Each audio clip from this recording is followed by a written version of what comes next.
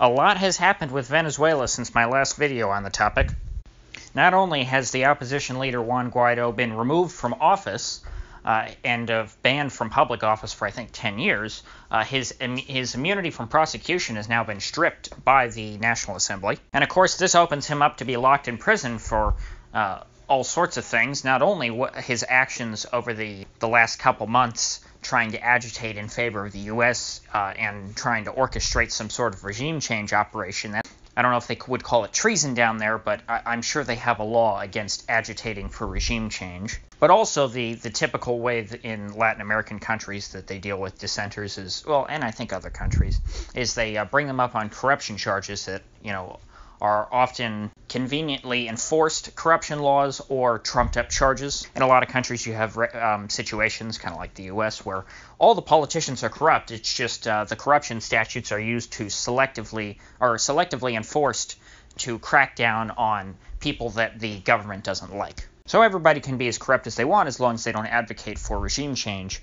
Now, considering that Guaido was the head of this new coup, he was the fresh-faced leader waiting in the wings to take over for, in the case of Maduro's impending abdication. With him in prison, the regime change operation is going to be completely stalled, and there will be no one left to rally the troops, so to speak. At that point, the current U.S. policy of trying to nudge Venezuela into regime change will have completely failed. The only two options then are a continuation of Maduro's government for the foreseeable future, or a direct U.S. military intervention to force him out of power and to free Guaido from prison.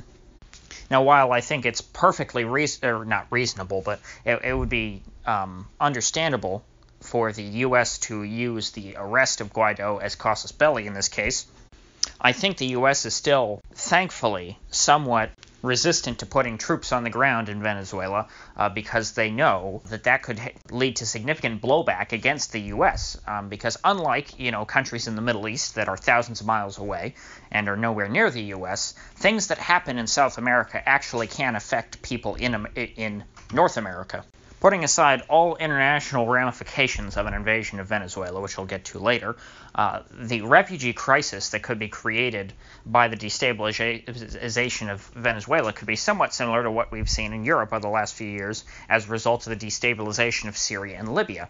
It is unlikely that Venezuela will fall quickly and without incident. We won't have a bloodless coup like what happened in Chile in 1971, I don't think. Now, I could be very wrong on this, and the only way of knowing for sure would be to test the hypothesis, which, frankly, that's a risk that I would rather not take. But it would seem to me that there are people on both sides in Venezuela who both very strongly oppose and strongly support Maduro. Now, Maduro has distributed, while they are pretty light arms and things that are rather insignificant, like, Mosins and other sorts of obsolete weapons, they are still weapons, and if the U.S. decides to intervene and overthrow Maduro, Maduro may decide that he's going to have all the loyal troops and all of his loyal supporters go out into the jungle and stage a guerrilla war against occupying U.S. troops, which is the one tactic that has proven to be absolutely fatal for every U.S. operation in which it's ever been tried.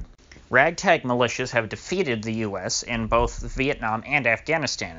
A prolonged war in Venezuela, then, would drive millions more Venezuelans, because millions have already left, millions more out of the country and into surrounding countries such as Colombia or Brazil.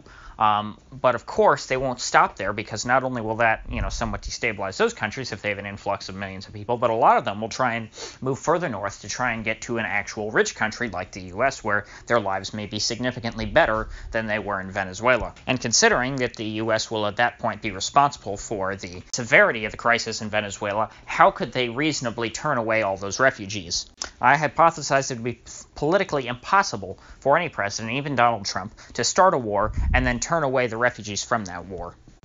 But this sudden influx of refugees will probably, I think, be so large, and of course they won't all be Venezuelans. It'll be just like what happened with Syria. You'll have millions of people coming up through, but then there will be plenty more from other countries who will just try and blend in with the crowd and can call themselves Venezuelans, since nobody down there really has, great ID to begin with. They can just sort of fake it and say, oh, I'm Venezuelan, and, hey, let me in. So you'll have all sorts of Mexicans, Hondurans, Guatemalans, and Colombians, and all sorts of other people coming up through the border, too, with the Venezuelans. And, of course, people in America will recognize this, and they will tend to resent them, and they will start assuming that every refugee is a fake refugee. There's going to be a lot of resentment if this happens, which is why I think Trump and his advisors are thankfully somewhat hesitant of invading.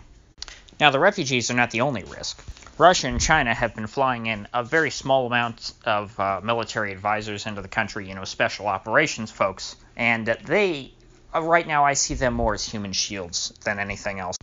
The U.S. can't just go haphazardly bombing Venezuelan military targets, because if they kill the Chinese or Russian troops, that will be rather bad, because then they will have committed an act of war against China or Russia. And committing acts of war against nuclear states is typically not something that is advisable. Now, I can't imagine what Russia would do if this sort of tripwire was tripped by the U.S., and they do indeed kill Russian troops in Venezuela. But I can't imagine that they would actually launch their nukes, because Putin doesn't want to die himself. Mutually assured destruction means, we'd all be dead. So I'm not necessarily afraid of nuclear war. But in the case of China, China actually does have a serious card to pull if the U.S. does in fact invade Venezuela, take out a Chinese ally, and kill Chinese troops. The Chinese could, as they've kind of been warning, invade Taiwan. Now, the Chinese have just this week executed a bit of a provocation against Taiwan, getting really close to the island, trying to scare some people, and I don't think that is at all unrelated to the situation in Venezuela. China is telling the U.S. that if you take out our ally in your neighborhood, i.e. Venezuela, we'll take out your ally in our neighborhood. It seems very clear to me that if the U.S. wants to take out Maduro in Venezuela, the Chinese will take out the government of Taiwan and integrate them back into they were never part of communist China, but integrating them back into Greater China. Because, of course, before, I think it was 1893, when the Japanese took over Taiwan, Taiwan was a part of China. And I think that we'd be losing a lot more if Taiwan fell to the communists than if Maduro was able to stay in Venezuela. Taiwan is a highly developed society. They're one of the four Asian tigers. It's a pretty nice place to live, and you'd be destroying a lot more by letting the communists take over Taiwan than by letting the status quo remain in Venezuela.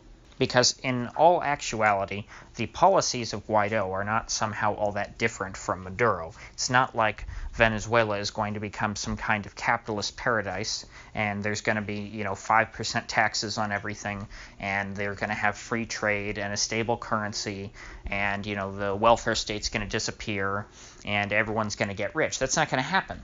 So I'll keep monitoring the situation in Venezuela and make a new video about it when it seems appropriate.